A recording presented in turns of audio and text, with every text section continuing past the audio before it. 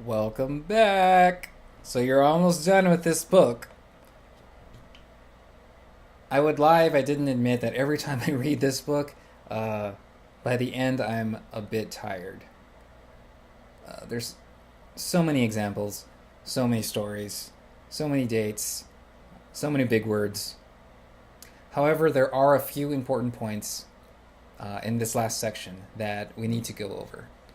Um, like how prisons were finally accepted as a legitimate form of punishment, and also some points on what prisons produce. So, to begin, we should acknowledge that even today, the perception of prison as punishment appears egalitarian. Everyone is punished the same way. This has been accepted as natural. It's difficult to imagine a society without some form of prison. Of course, we have to keep in mind that this produces unequal effects. We are quite, we were, and are quite conscious of the fact that when we started using prisons, we knew that prisons often left families in complete poverty. Some people can afford the price of prison, others cannot. This is a perfect example of equal treatment producing unequal effects. Nevertheless, the early purpose of the prison was reformation, which would be designed through architectural models that tried to produce complete and austere institutions of discipline. Different techniques were used. You had complete isolation, you had forced labor, you had forced prayer. All were meant to restore the criminal to an idealized citizen subject. Additionally, these forms of prison, of reformation, were designed to produce bodies that would fit into emerging forms of capitalism, especially the factory worker. We, as we've already spoken about, each person also becomes an object of knowledge, which increased the ways that we could classify individuals. The prisons produced the category the delinquent, which Foucault says was a focus not so much on the offending act, but the entire life of the offender. All of that becomes the focus of reformation. The life of the offender must be refashioned from top to bottom, which meant we needed much more information on the delinquent. So enter the psychologists, or the medico juridico sets of knowledge, to help us figure out objectively how to define offenders, how to set up people according to their alleged dispositions. Criminals were in turn classified not by the law, but by how far they were from the norms. That is on page 253. From here, the entire field of criminology was made possible. That was part of the entire disciplinary regime that created and classified and reclassified and created all of these classifications through the lens of delinquency. In this sense, the knowledge that came out of the prisons gave the concept delinquency to the idea of justice. Delinquency was given to the criminal justice system.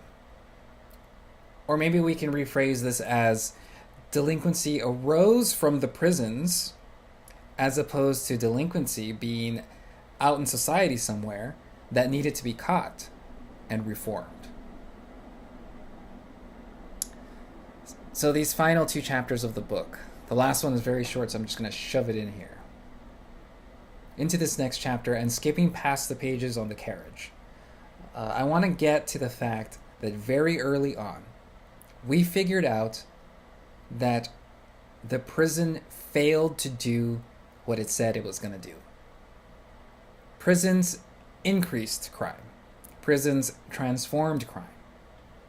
Being in prison once increases the likelihood of going back to prison again. What prison is really good at doing is producing delinquents. It is an education in delinquency. It creates solidarity between delinquents. The family of prisoners are also more likely to themselves become delinquents. But we're still pushing the idea, or the ideology rather, of Reformation even today. On pages 269 and 270, he lists 7 principles that allegedly define what a good prison should do. Now pay attention to the dates here, because he goes back and forth between 1800s and then to like the 1940s or something. And they say almost the exact same thing. It's the exact same ideology. And in no uncertain terms, the prison is a failure. Unless we are using the prison to justify the existence of a criminal justice system. In this sense, if the prison's unspoken function is to maintain the power of a criminal justice system by producing and controlling a delinquent class of citizens, maybe prisons are doing exactly what they're supposed to do. Very typical Foucauldian move here. He asks, how can this failure actually be productive? What effects down the long series of effects does this have? Whose power is preserved? Whose interests are protected? What is produced? Not what is oppressed. What is produced? What kind of normalcy is promoted? What kind of difference is needed to create and maintain ideas of normalcy? Okay, so congratulations on finishing this book. I know it was very difficult. This is probably maybe the 6th time I've read it, and I still get new stuff every time I read it. I will advise you once again, go read his lectures, the lecture books that he has, the lecture series. Just match up the dates of when he gave the lectures to the dates that the book was published, and you'll find some really easy commentary from Foucault himself on his books. And he speaks at a much easier vocabulary because he's talking. Again, thanks a lot. Thanks for watching. Keep those comments coming. Give me some suggestions. Do you want more Foucault? Maybe Judith Butler? I might be interested in doing something with Bourdieu. I mean, we'll see. If the response is as strong as it was last time, then I'll be back to do another series for you guys. Once again, I am Mike. I will see you around.